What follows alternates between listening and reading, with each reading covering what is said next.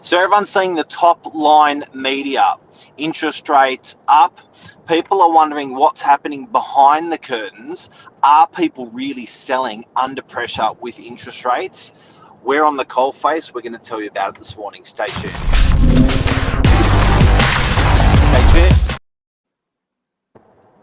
Stay tuned.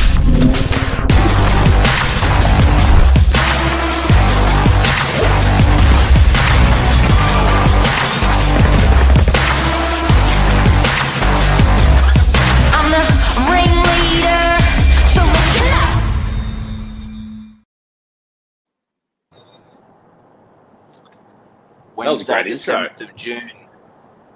Yeah, I pressed the button for the intro and it didn't happen, so I pressed it again and it turned off and I was like... Good morning, Mark. How are ya?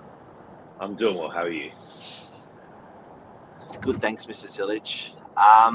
For anyone that doesn't know, Mr. SILJIC is dealing with the most amount of purchases on the northern beaches when you look at rankings. So you're getting the people with the money coming in to buy. Equally, we're dealing with the people that are wanting to sell, that are reducing debt, consolidating investments, sometimes often buying bigger stuff, selling smaller stuff to buy bigger stuff. Michael, the reality is interest rates have gone up yesterday. The reality is people want to know from us, and they're consistently asking, is there pressure selling? What's happening out there with your vendors that are selling?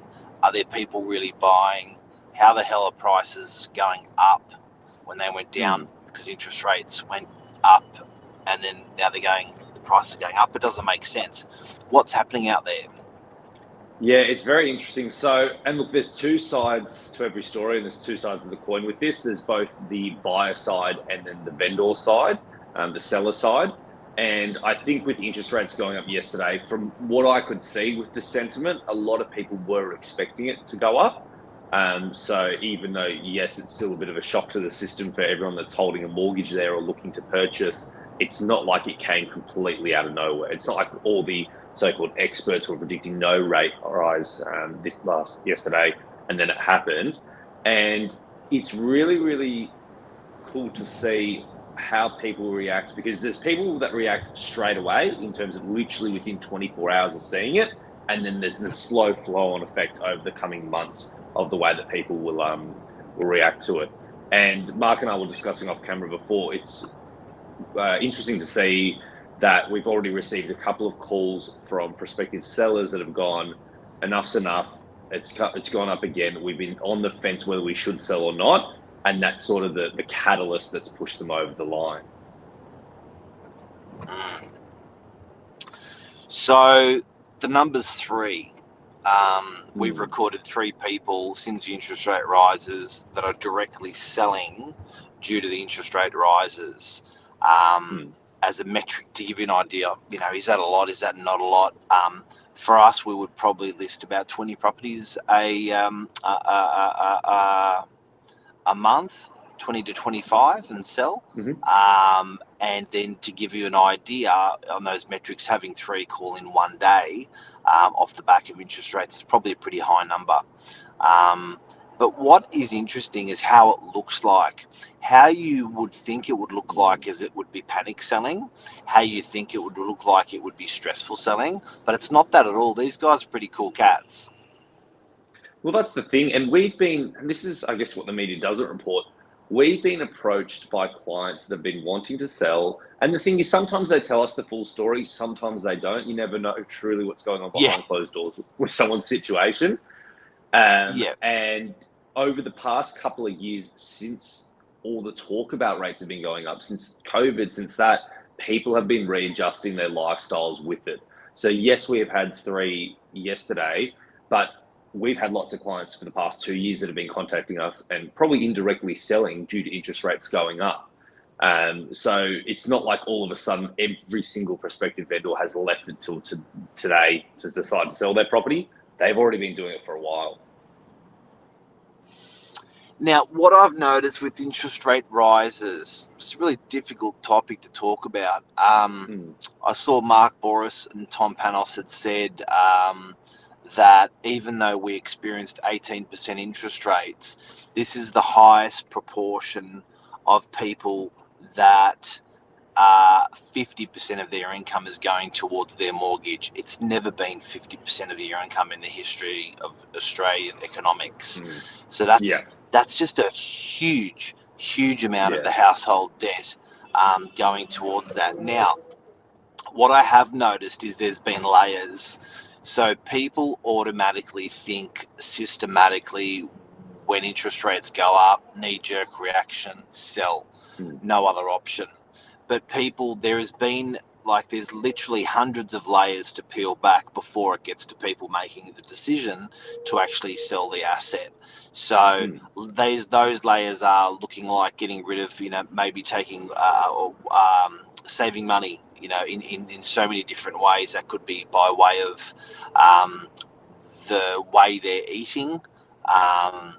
Like they're not going to restaurants as much, or what they're ordering from the supermarket is different from what they used to typically order and spend at the supermarket. But that's just 10 of many other layers of hundreds of layers that people have peeled back. So I guess the final layer is, we're gonna sell the property and we're gonna make things good. But even beyond selling that property, it still hurts. So sometimes that property sale is one of those layers in order to get rid of that debt. There's actually some tax debt or more debt. So it's complex is what I'm saying, and it's not as simple as people may think of interest rates up, sell, and it's all fixed. No, exactly. And look, that's the whole purpose of why they're putting interest rates up, the RBA, is to pull back on discretionary spending. Inflation is still being high. That's the whole purpose of why they're doing it, is to curb inflation. Like you said, Mark, the last thing people are going to do is to sell their family home. And I know everyone loves to speak about the narrative of interest rates going up, so there's therefore distress selling.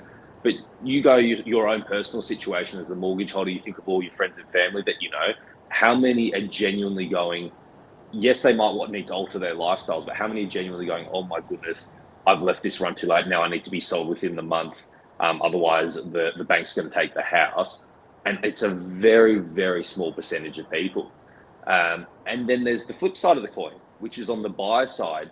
And irregardless of how much a seller may need to sell, if there's lots of buyers out there, the prices that we achieve on properties are still very, very reasonable. And that's what we've been seeing, where as the market came off the bottom last year, buyers are going, well, prices are going down, interest rates are going up. Why are there all these other people here looking to buy?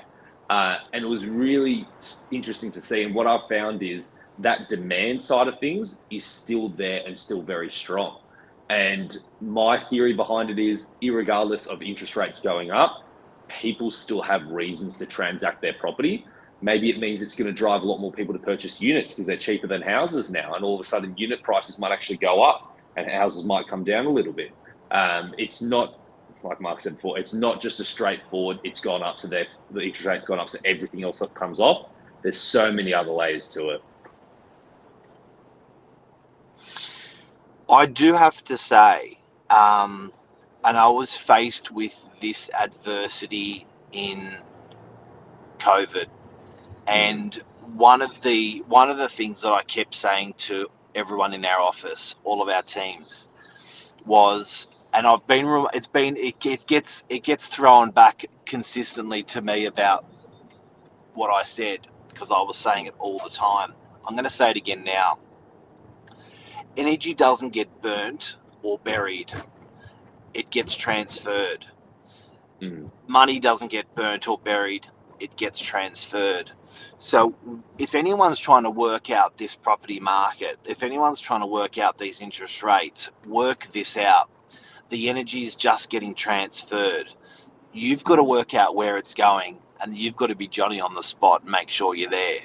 So there are people having on the back of what I'm saying, there are people out there saying, well, I think it's actually pretty clever to position myself. Doesn't make sense, but I think it's pretty clever to position myself as a landlord, because I know it doesn't make sense because the repayments are high. I know it doesn't make sense because the rents are low. But I do have the ability to do it, and I will do it. And then these people in 1, 2, 3, 4 years look like heroes going against the grain. It was a bit like purchasing in COVID in 2020. You know, when it really hit the fan, there was people that were positioning themselves as to where the energy was going, and they're in a good position afterwards. So I really want everyone to have a think about that. Energy does not get burnt or buried; it gets transferred. So with this massive transfer of wealth that's happening at the moment by way of interest rates, where is the money going? That's where you want to be. Correct. No, I think you're completely right there. And with people going to sell their properties now and transfer their lifestyle, like Mark said, there's a lot of people that are just going to hold on, pull back all the other spending first, because that's what most people will do. And then there will be those people that go, no, time to bite the bullet, transfer that lifestyle. But you got to remember, those people that are selling their properties, what are they doing off the back of it? Chances are they're going to go buy something else. They've still got a deposit. If you've held your property for at least a couple of years, there's going to be a decent amount of equity there.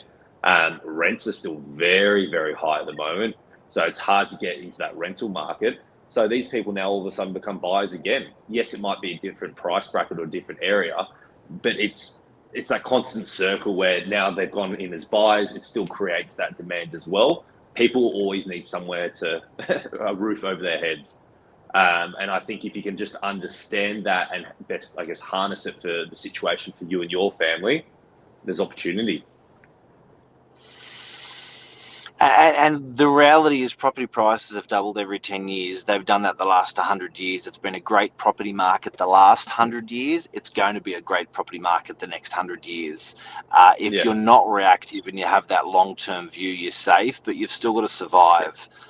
So it's still, I think it just comes down to that survival of what's got to be cut and what's got to hit the floor, because we know people aren't going to be able to, with 50% of people mortgage holders, with 50% of their income going towards their mortgage, on average with these new rate rises, something's got to give. You can't maintain the same everything. With your mortgage levels at that. So that's just, I think people have just got to adjust. In COVID we did. People called it pivoting, and I think we've just got to pivot again. Yeah, I agree. That's a show. That's it. Thank you, guys. Thank you, Mark. Guys, good luck. Be smart with your money. Don't be greedy. If things have got to cut the floor, hit the floor, it's got to be done. These are the times where I think we have to pay back some of that debt that we grew through COVID. It's definitely going to be hard. It's not easy for a lot of families out there at the moment. And we just got to make some hard decisions. And but in hindsight, it's the mortgage. You'd be surprised how many people in Australia don't have a mortgage. How many Australians are not affected by interest rate rises? But today we are just talking about the people with these rate rises. And like Lisa brought up today, there are different people are being affected differently in different parts of Sydney. Well, this is it. It's true. And then people in different parts of their lives as well. Because you look at someone that's a retiree that maybe has money in their super. It's never been better to have money in the bank now. Now you're getting enormous returns just for having money sitting in the bank. So all of a sudden, someone that's at retirement phase of life that's consolidated all their debt, that doesn't have much debt, but has all their super and all their savings, all of a sudden, great, there's a heap more for them to live off. So it affects everyone differently. Energy doesn't get burnt or buried. It just gets transferred. Work out where it's going. See you later. Thanks.